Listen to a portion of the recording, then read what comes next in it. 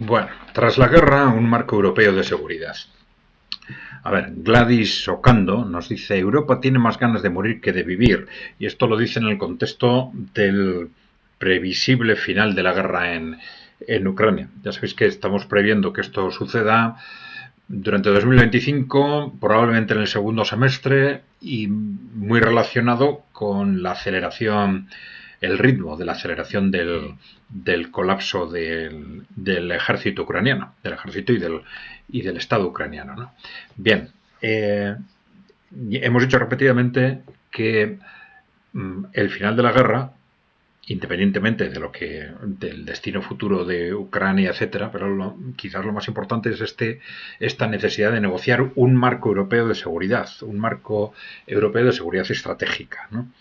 Y esto ya sabéis que es necesario porque, bueno, de esto lleva hablando Rusia muchísimo tiempo. Decía, bueno, la OTAN se está aproximando, nos está acercando, está haciendo preparativos cada vez más agresivos para atacarnos. Si queremos evitar la guerra, tenemos que ir a una negociación de un marco estratégico de seguridad. Esto no se hizo entonces, vino la guerra, pero el cierre de la guerra va a traer esto necesariamente. Ya sabéis que hemos dicho que ese nuevo marco, ese marco de seguridad casi lleva implícita la desaparición de la OTAN, cuyo finalidad es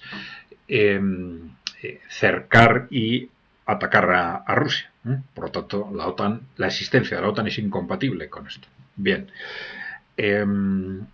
ese nuevo marco de seguridad, ¿qué requiere? Pues requiere un contexto en el que se supere esa hostilidad entre Europa occidental, si quiere, bueno, sí, la parte occidental de la Unión Europea, si se quiere, y Rusia y los países cercanos a Rusia, ¿no?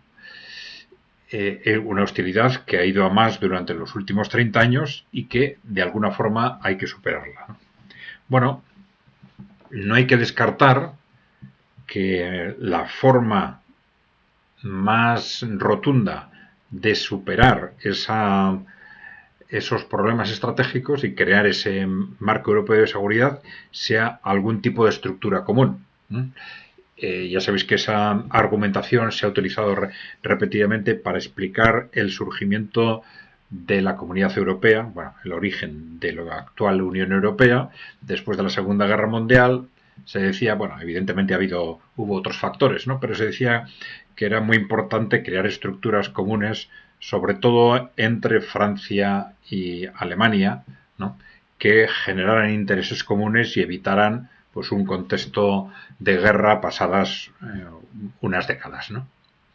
Bueno, pues aplicando esa misma lógica, bueno, no sería extraño que se pusiera sobre la mesa un concepto del que se habló a principios de siglo, que fue ese concepto de la Europa de Lisboa hasta Vladivostok, es decir, que incluyera la Unión Europea actual, Europa del Este y Rusia, y la Federación Rusa en su integridad, y bueno, que se construyera a partir de ahí un sustituto o una de la actual Unión Europea.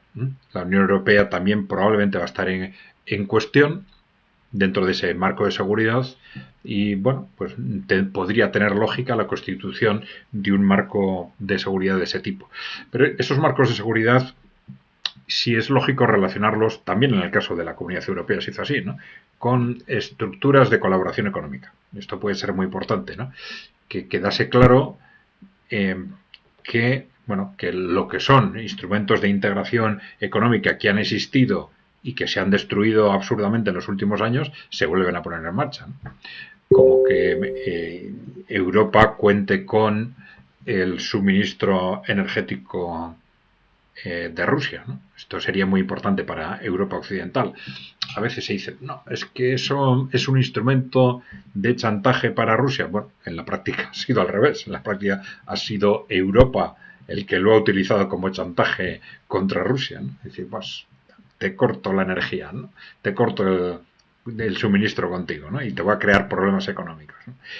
Pero bueno, la interrelación económica siempre es muy importante para crear marcos de seguridad, que es lo que se pretende, ¿no? Claro, evidentemente también es muy importante que ese marco de seguridad no sea una nueva OTAN, porque eso también se ha dicho, ¿no? Porque una forma de conseguir ese marco de seguridad podría ser una nueva OTAN con la incorporación de Rusia, por ejemplo. Entonces ya dejaría de ser un instrumento antirruso, ¿no? Pero claro, la OTAN sigue siendo un instrumento tremendamente agresivo. Habría que cambiar su configuración radicalmente.